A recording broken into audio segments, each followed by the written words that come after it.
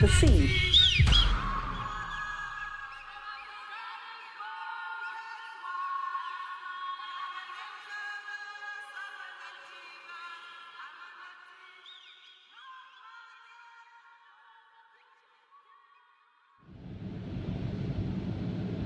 Jag minns det tydligt.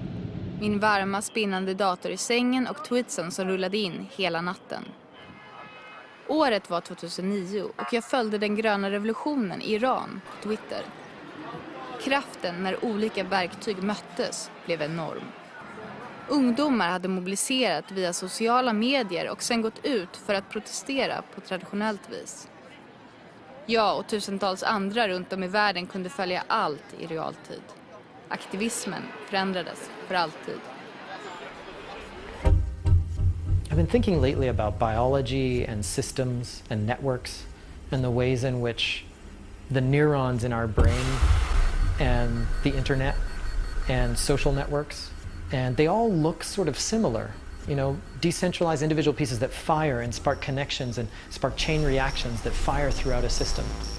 And I think something very profound is going on, almost biological, in humanity right now, that the closeness of our connections is enabling us to think and collectively act in more powerful ways than ever before. I'm shocked by how much pessimism there is in the world today, because the truth is, we have never been more able to solve our collective problems than today.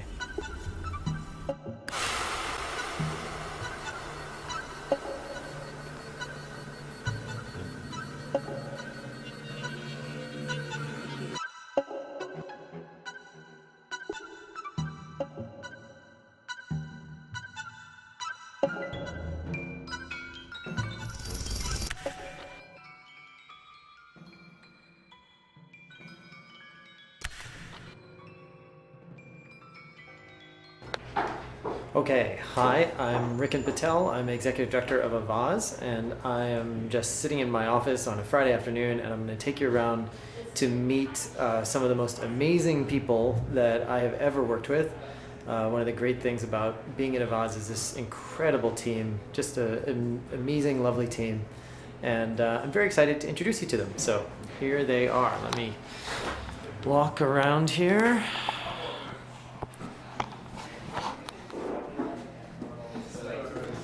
Okay, here is Vilda, and Vilda's from Norway, and she's awesome, and she basically tells me what to do all the time.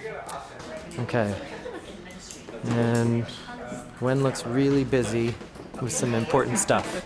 Don't worry, Wen. Avaz is effectively an email list of 27 million people from all over the world, and it has a simple democratic mission to close the gap between the world we have and the world most people everywhere want. And my experience with organizing and activism is that most people want to make a difference in the world, but they suffer from two kinds of fatalism. They either think the world can't change or they can't change it. And if you can produce a convincing argument to the contrary, it opens up tremendous possibilities of engagement and effort and energy from citizens. And it works. It's very effective. We win battles all the time. Stuff like killing ACTA, the internet censorship treaty, or getting $2 million in aid in 1 week to the survivors of the Burmese cyclone. So we're doubling every year. Our membership doubles, our funding doubles, our team doubles, and it feels like we're on some kind of exponential curve, and I don't know where it goes.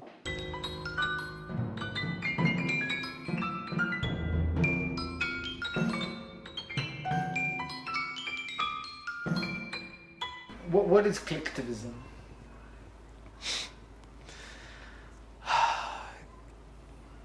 My understanding is that collectivism is activism online that has virtually no impact on the real world. And I think there's a fair bit of collectivism in the world. I also think there's a fair bit of useless activism of all kinds on and off the internet.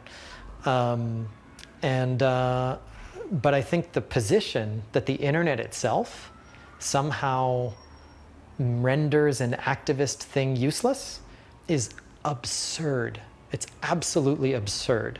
There is no study anywhere by any academic, any scholar, that says that's true. And on the contrary, there are hundreds of PhD studies and consultancy reports and things like that that show that the internet provides a tremendously powerful tool for politics and activism, just as it does for music and for business and for everything else. So I find the collectivism debate just silly. It's a no-brainer that you can be useless on or off the internet. And it is a no-brainer that if you're smart and you want to get something done, the internet can help. And that's the end of the story. We are in the Upper West Side of New York. I've been living here for 18 months. In my 20s, I really struggled with ego. And I thought, you know, do I want to change the world or do I want to change the world? I worked in war zones like Sierra Leone and Liberia and Sudan and Afghanistan, and proving to myself that I was, you know, the real thing. I'm a messed up international person. So my father is Indian, born and raised in Kenya in East Africa. He went to England for school, met my mom there. She's English but half Jewish. And they went back to Kenya. My brother and sister were born there, and then they moved to Canada where I was born.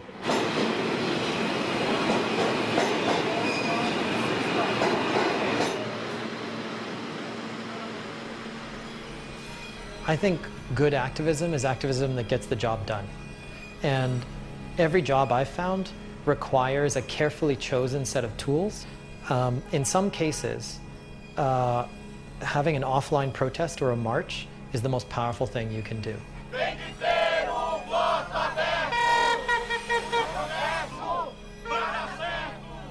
In other cases, there's no way that that's the right tool. So for example, a lot of politics moves at a lightning speed. You thought you had a decision in the bag, and 5 hours before the committee's going to vote, somebody changes the plan. They pulled a fast one. You cannot organize a march of 100,000 people in 5 hours. You just can't. It's impossible. You need to use other tools like the internet, and like everybody phone calling and calling into that person's office saying, don't you dare, we're watching, etc., to stop that from happening. This is Paul. Paul is one of our amazing, dazzling technologists at Avaz. So he's like a killer coder, came to us from Apple. And so that's how awesome we are, that we're drawing coders from Apple. And then here is the operations department. You can see they're very serious. Every morning, I and every member of my team get up and think, what's the worst thing happening in the world today that our community wants to make a difference on? Then we're always listening to experts, to our partners, to governments, NGOs, academics, and to our members who are sending in ideas all the time. And we select, out of 75 ideas that come in each week, we select about 6 that we then focus in on and develop. A lot of our community in 2010 was really liking conservation campaigns like whales, dolphins, elephants, those kinds of things. And I came out of the human rights, conflict, genocide kind of professional background, you know? And I was a bit irritated that the campaigns that kept winning in our testing process were these like, oh, nobody could disagree with it, kind of, the criticism was light, fluffy kinds of campaigns. And I could have said, oh, I'm not sure about people, maybe they have bad judgment, this is a bad side of democracy, blah, blah. But is saving the whales as important as stopping genocide in Sri Lanka?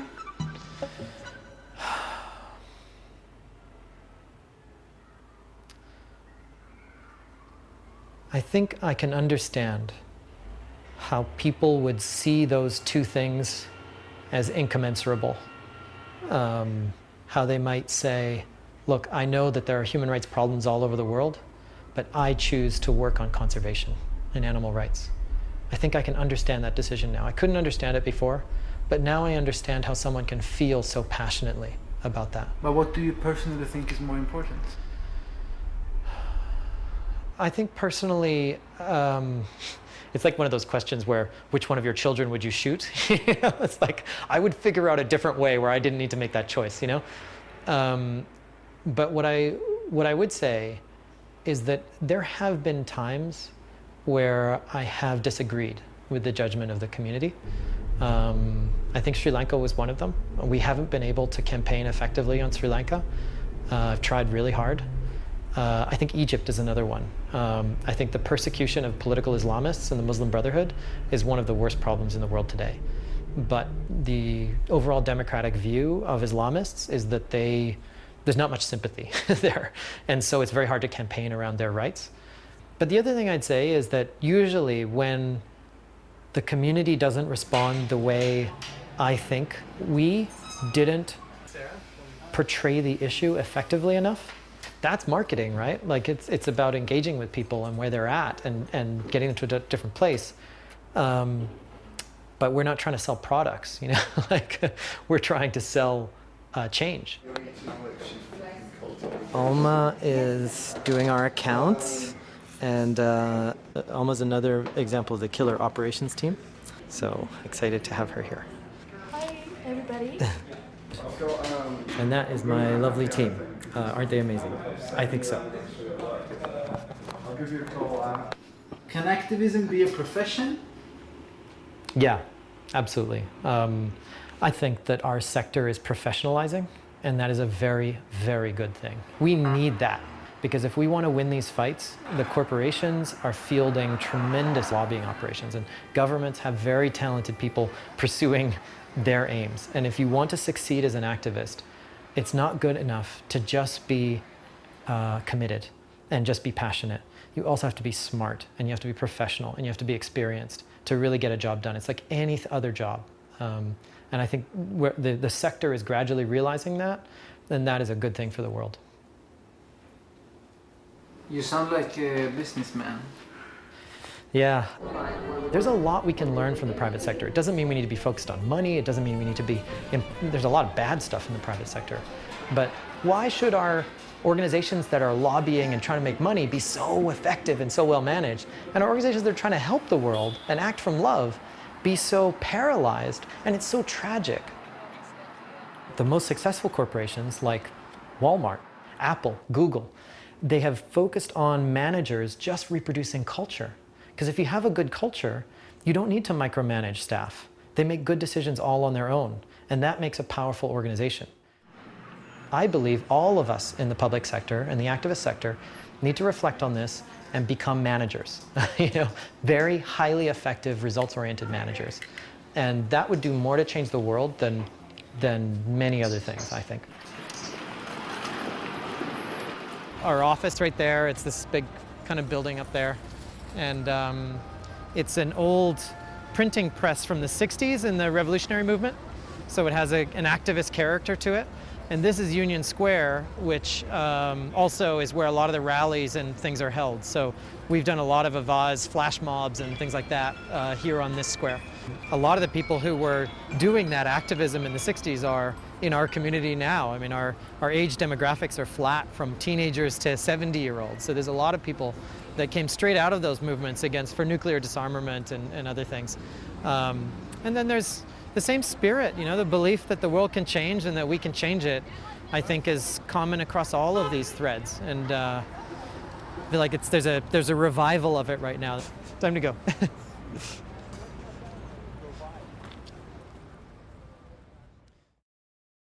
Talk, react, feel. Talk, react, feel free.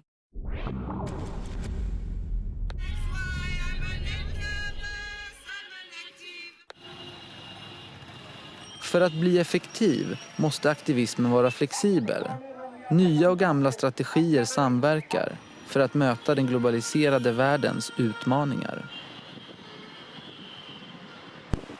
Hello, I am Aliyah.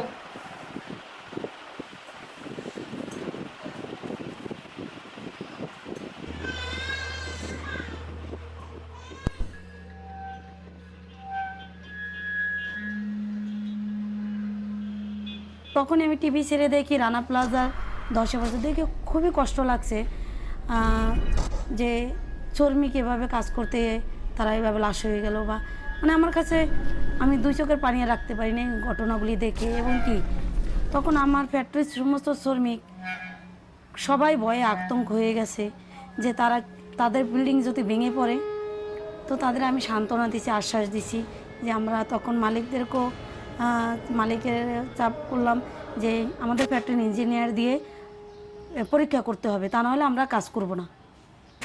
আজকে যদি রানা প্লাজারে তাজরিনে যদি union থাকতো, শ্রমিক সংগঠিত থাকতো বা union থাকতো, দুর্ঘটনা ঘটতেই পারে, কিন্তু এতগুলি শ্রমিক মারা যেত না।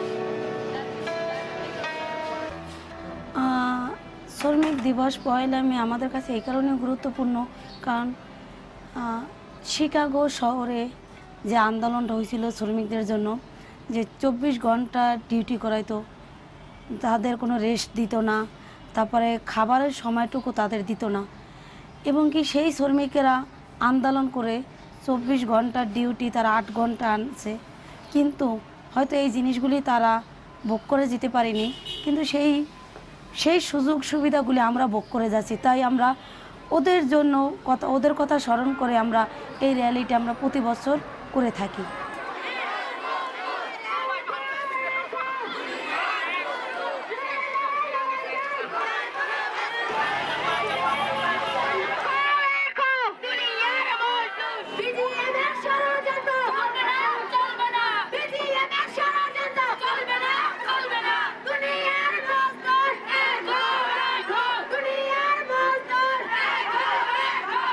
যখন রানা প্লাজা ধসে পড়ল তখনই সবাই মানে এটার উপরে একটু সব দেশ বিদেশ সবাই এটার উপরে নজরদারি করলো যে আসলে বাংলাদেশের শ্রমিকের এখন কি অবস্থা। তারা শুধু রানা প্লাজা তাজরিনের ঘটনা দেখে বুঝতে পারছে যে রানা প্লাজার বাংলাদেশের শ্রমিক কি অবস্থা আছে। যেমন আমাদের দেশে তো আইন ছিল যে কলকারখানা পরিদর্শন করার আইন ছিল, কিন্তু আইনের কোনো প্রয়োগ ছিল না।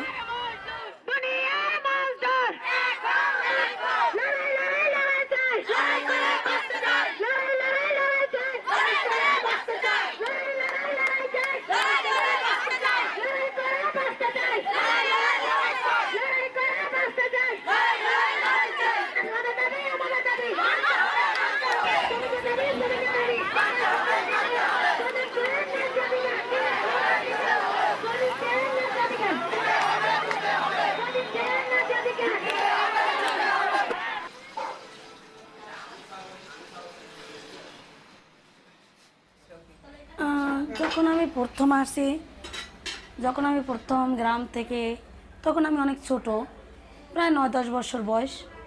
তো এই সময় আমি গার্মেন্টসে চাকরি নিয়েছি। 94 সাল থেকে গার্মেন্টসে আমি চাকরি করি।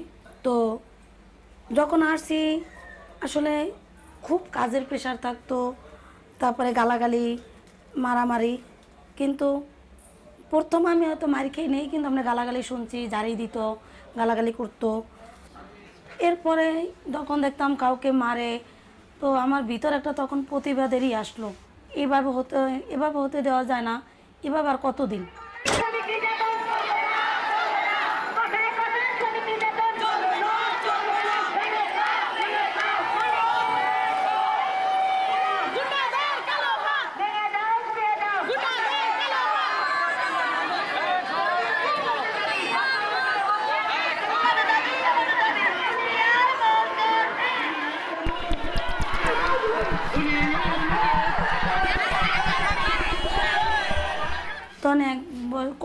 কয়েক বছর চলে গেল। তো 2006 সাল থেকে আমি অর্গানাইজ শুরু করি। যখন আমি অর্গানাইজ শুরু করি তখন আমাকে সাসপেন্ডে রাখা হয়, এবং কি আমাকে বাইরের মাস্তান দিয়ে হুমকি দেওয়া হয়। তারপরে বাইরের মাস্তানরা মোবাইলে ঠেট দিত। এমনকি তারা বড় বড় নাইফ নিচে আমার পুরো শরীর কেসে ফেলবে।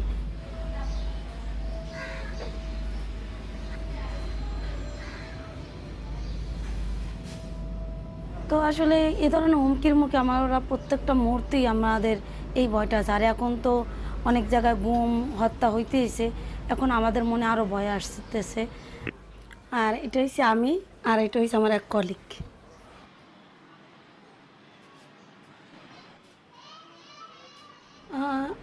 আসলে যখন আমি শ্রমিক নিয়ে সংগঠিত হচ্ছি তখন সমস্ত শ্রমিক আমাকে অনেক ওই সময় আমাকে তারা লিডার হিসাবে গণ্য করছে, এবং কি ওই শ্রমিকগুলি তখন আমাকে অনেক সম্মানের চোখে দেখে, এবং কি ওরা সবাই আমার কাছে আসে, ভালো মন্দ শেয়ার করে, সব কিছু আমার কাছে শেয়ার করে। আর ওদের জন্য আমি কোম্পানির কাছেই দল কষাকষি করি। তখন থেকে মনে হয়েছিল যে আমি অ্যাক্টিভ একজন শুধু সাধারণ শ্রমিক না, আমি একজন প্রতিবাদী নারীও, বা আমি একজন সংগঠিত।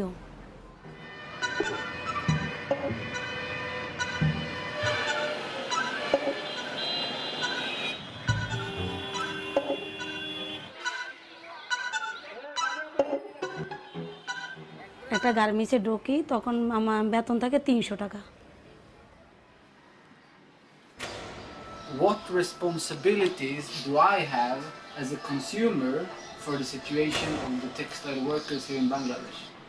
যেমন ওরা আমাদের জিনিসটা কিনতেছে বাংলাদেশের, কিন্তু তাদের একটু যাচাই করা উচিত যে এই জিনিসটা কোথা থেকে আসলো, বা বাংলাদেশে তাই ওই শ্রমিকেরা কতটুকু নির্যাতনে আছে, এবং কি কত টাকা স্যালারি তারা পায়, এবং কি তাদের দায়িত্ব হইলো এটা, যদি বাংলাদেশের শ্রমিকেরা তাদের বাঁচার মতো মজুরি যদি না পায়, তাহলে আমার মনে হয় ওদের এই টি শার্টটা কেনা, বাংলাদেশ থেকে এই শার্টগুলি ওদের কেনা উচিত না।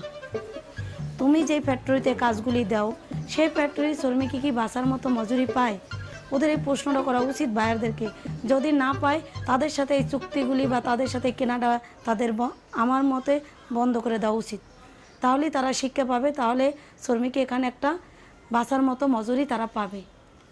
কারণ বায়াররা অনেক প্রফিট করে, বাংলাদেশের সস্তা শ্রমিকদের তারা অনেক প্রফিট করে। বেশি দায়িত্ব হলে বায়ারদের, তারপর মালিক, তারপর সরকার।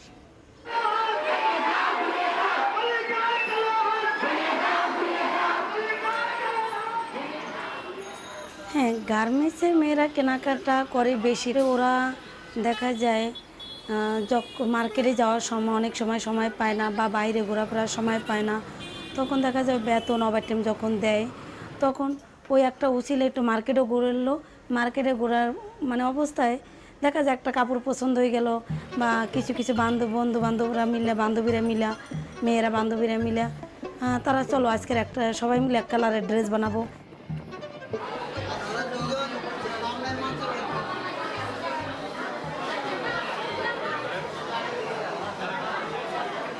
আর এই র্যালিগুলি দিয়ে ওয়ার্কারকে, যে ওয়ার্কার না জানে, যেমন আমরা র্যালি শেষ করে আমরা কনভেনশনে গেছি, যে ওয়ার্কার হয়তো জানে না, অনেক ওয়ার্কাররা জানে না আসলে কেন আমরা এই মে দিবসটা পালন করি। তখন আসলে ওয়ার্কারকে এই কথাগুলি বলা হয়, তখন ওদের মাথায় ঢুকে, যে তখন ওদের ভিতরে সাহস যোগায়। আসলে তখন একতাটা অনেক সহজেই ইজিভাবে করা যায়।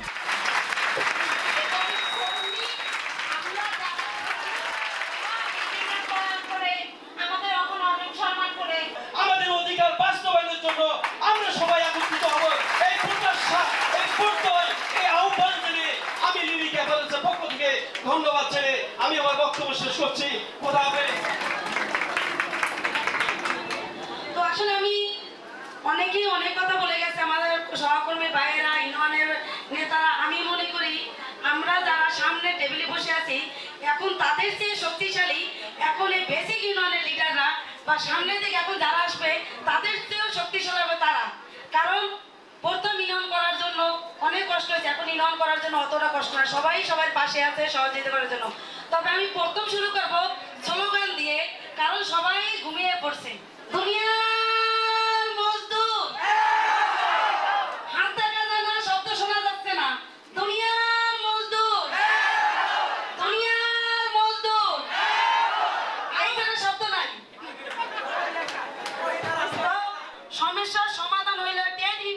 আমেরিকাতে শুনছিলাম যে ওখানে শ্রমিকদের যখন অনেক পয়সা দিয়ে কাজ করান লাগে বা ওরা ইউনিয়ন তৈরি করে অনেক পয়সা দিয়ে কাজ করে, তখন বাংলাদেশের সস্তা শ্রমিক পেয়ে তারা বাংলাদেশে চলে আসলো। আমি দুবার আমেরিকাতে গেছি, 2011-তে এবং কি 2013-তে। তো যখন 2011-তে গেছি তখন আমি সাধারণ একজন শ্রমিকই শুধু ছিলাম। তখন আমার ফ্যাক্টরি ইউনিয়ন গঠন ছিল না, তখন আমার ফ্যাক্টরিতে অলমারের কাজ চলতো।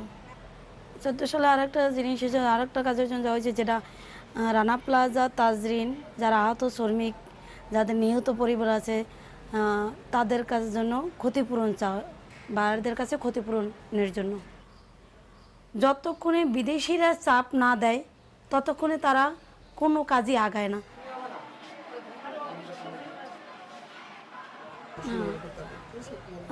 আসলে আমি তো আগে জানতাম না যে কাজগুলির বিষয়ে, আমি জানতাম না ইন্টারনেট বিষয়ে।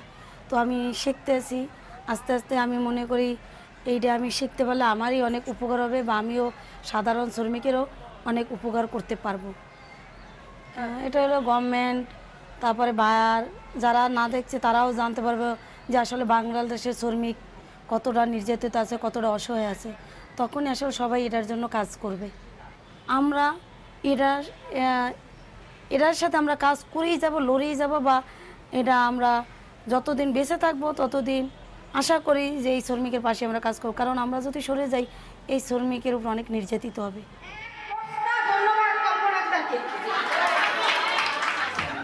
ধন্যবাদ।